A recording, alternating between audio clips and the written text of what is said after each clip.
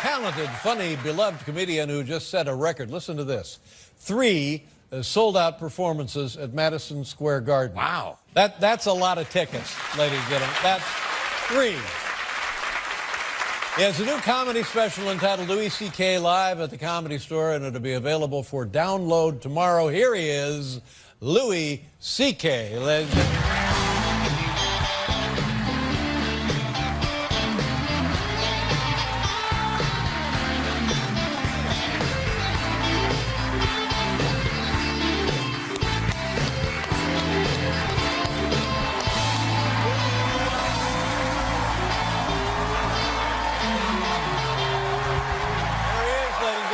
You look great. Thank you. Thanks for the tie. Not bad. Good to have you here. I appreciate it. They go crazy. Thank you. Thank you. I appreciate you coming out in the storm. How's your family? Is your family all safe and ready to go here? Everybody's okay, yeah. Are the girls looking forward to a big New York City blizzard? Yeah, they're very excited. You know, for us it's bad news, and for them it's great news. Yep, because they get probably 1 or 2 school days off. Probably, yeah. And I try to keep them, you know, ready for I tell them we're probably not going to make it, probably all going to die. And then... Really? Yeah. I don't think we're going to make it, girls. That's what I told them. Well, that's too bad. Yeah, that's a lot of snow. Dad's got to go do a talk show, but I don't think we'll make it. No, I don't think we're going to make it, yeah. This thing is mind-boggling, and I understand there was a 4th show at Madison Square Garden, which you suspended because people can't come out in the snow. That's right. It was tomorrow night. I sold out 4 shows. Right. I did 3 of them. And then tomorrow was the next one, but, you know, it's crazy. Come to that. Nobody's going to be here. Well, congratulations. That's one of those things in your career you should be very, very proud of. I am. It was pretty great. Yeah, good thanks. for you. Thank you. Now, when you're working an enormous arena like that, how do you create an intimacy that would be conducive to comedy? Yeah, it's funny because, you know, if you go see a concert like a rock band, everybody's going, woo, you know. But that's not appropriate during comedy because you're supposed to just listen. Yes. Politely, you know. So it is a weird feeling that there's 15,000 people and they're just sitting there listening. It's a little unnerving. Well, that's a tremendous piece of power that you have over, and that's a great tribute to you, great respect. Well, it does. For you. It feels good to make them all laugh at the same time. 15,000 people laughing at your jokes. It's kind of an amazing feeling. But also having them sit there looking at you, listening is really great too. But I always see, I've done it 3 times now, and it was the same every time, that they're all laughing, the show's going great. But what I see are, there's at least in 15,000 people, there's like 1,000 disappointed people. There's like 1,000 people. No. And they're dotted. I see them all. You see them? I see them still today. But during the show, I see them, just guys going like, Yeah. Those are the ones that you really see. Everyone's going, yay! And I'm just, oh, I'm sorry, buddy. That you're reading their disappointment accurately. Absolutely. I'm 100% sure. Well, I'm not sure that's true, but I share the feeling. I know that. Well, hell, I know it here tonight. Well, the more people you reach, and the more people that see you, the more people are going to think that you suck. That's just a law of mathematics. Yes, but you can't please everybody. Let me explain it to you this way. If, in fact, that's true, why would those people go to the trouble of ordering the tickets online and showing up? This is just miserable.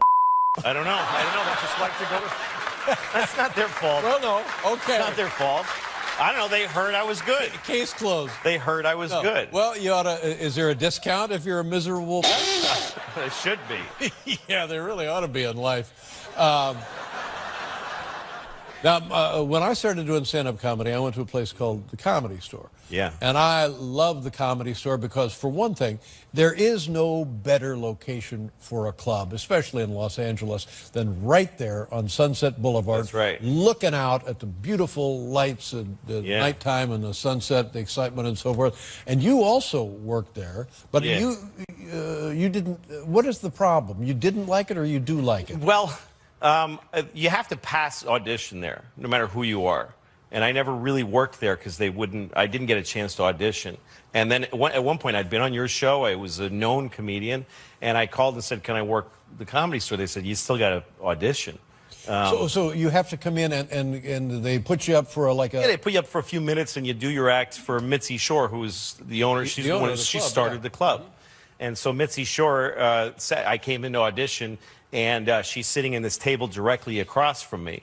And I go on, and there's a light here that indicates... They used to have a light that would flash. It was like Eddie Cantor's caricature, and it would go on at the end of 5 minutes. That's right. Yeah. So when you see Eddie Cantor, get off stage. That's right. Basically. So I go on, and I say, hi, everybody, and I start... I don't think I said hi, everybody, but... Hey, hi, you miserable... What are you doing here? Yeah. I said hello, and I started a joke, and the light went on immediately. And I thought, well, that can't really be it. Yeah, it gotta be. So I keep going, and I see Mitzi, and she's going like this. Literally, she's going like pointing and then doing this. Oh, get off. My goodness. And I thought, well, I've been doing this I'd already been doing it like 20 years. I was like, I'm not going to get off stage after 10 seconds. No. So I did like 5 minutes. The audience liked me. And then I left, and my manager called, and she said, I hated him. It's terrible. So I wasn't allowed to work there. So did you never went back? I know. No, after a while, like, you know, I mean, I don't know. I don't think she knows who's there all the time now. She's pretty old. She's still there, but I sneak in and I go, I just shot a comedy special there. That's what I'm talking about. And That's I don't think I think if she sees it, she's going to be like, that kid doesn't work. They didn't belong there. You know what I think this is? I think it's some kind of a misunderstanding. Because I would think, one, Mitzi Shore would love you, and two, even if she didn't love you, she would love the fact of you. You know what I'm saying? It's really nice, Dave, because you've stuck up for me against the at the MSG and Mitzi Shore, but the fact is these people just don't like me. Sometimes you have to just accept the fact that some folks just hate you. Now what? And I do. I live with you. I've made my peace with that. Now listen. When we come back, I want to see a little bit of this, especially you filmed at the Comedy Store. Okay. We'll be right back with Louis C.K., ladies and gentlemen.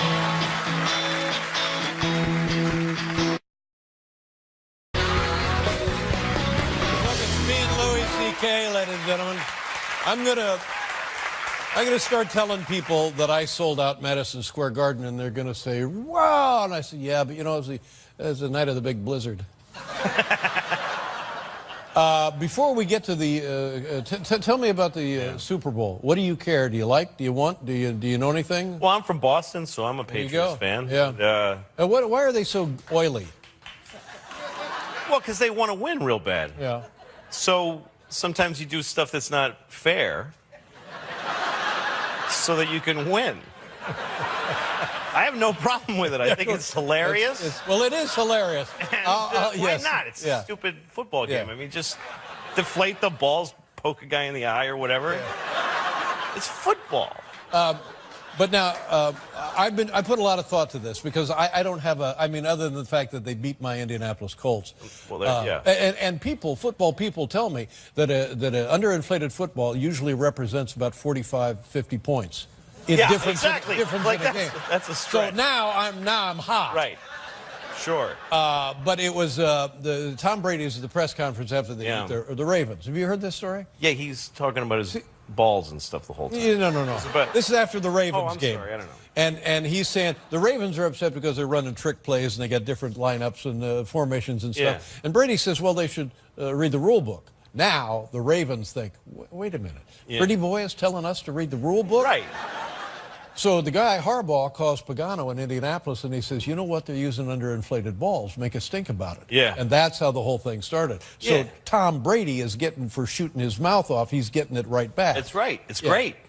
Yes. It's great. It's fun. It is fun. It's fun. When it's your turn to use the rules, you use it against the other team. And when you want to do something wrong in order to win, you do that. Yeah. And then you get caught and people yell at you and you just go, I don't know. I mean, I'm positive that's what happened. That's what happened. Now, Belichick, I think that Bill Belichick and Brady had a meeting and they said, well, can we get an edge? And he said, I'd really like the football to be easier to grab. And he said, okay, I'll deflate it. And afterwards, just deny it no matter what anybody says. It would be great if they deflate it and put a squeaky thing in it. But now, are these the lessons you teach your girls at home? Well, they're not ever going to play football. Well, I think this is confined to football. It's only in the world of football. Well, I mean, I don't know. There's a balance with your kids because you want them to be honest people. Because you want to be able to say you raised an honest person. Sure. But you want them to have a good life. You want them to use every tool available to them. Yeah. And sometimes lying is a very effective way. No, Louis, this is where you and I are going to part company because I Why? will tell you now something that I know you know, and I know you've told your kids. Honesty is its own reward.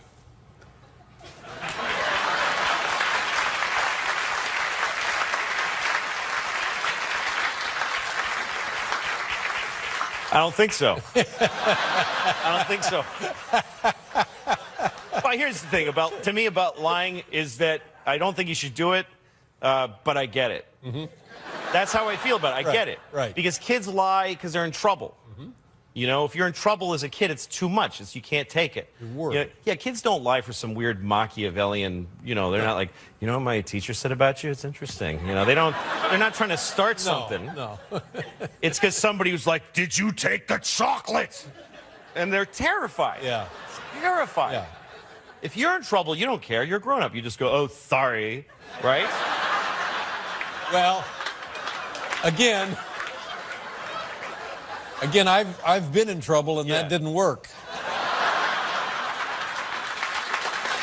And I tried it. I said it just like that. Sorry. Let's look at a clip. Now, this is at the big room in the Comedy Store. That's right, the main room, Yeah, they have a big, beautiful, it's a nice club for comedy generally. Yeah. And here's Louis doing his act. And what else do we need to know about It's just about when you have a baby on an airplane and the baby's crying. Okay, it's from the Comedy Store. Last month you filmed this, right? That's right. All right, take a look. Louis C.K. live at the Comedy Store. I remember one time my baby was crying on the plane. She was really upset. And this guy and some businessman on the plane, because businessmen always think that every flight is a private plane of theirs that we're all like piggybacking on. And this guy has this newspaper, and he turns around to look at me and my baby, and he looks right at me. He doesn't kind of like go like this. He looks at me like,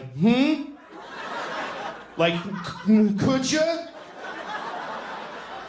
Like, oh, I'm sorry. Is this bothering you? Let me just.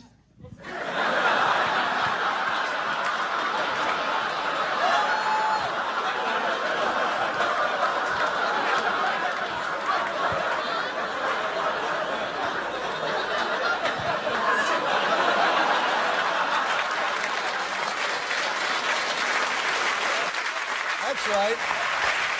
That's exactly right. You can download this tomorrow, beginning tomorrow, as Louis C.K. live at the Comedy Store. Always a pleasure. Thank you, Good Dave. to see you again. Thank you very much. We'll be right back.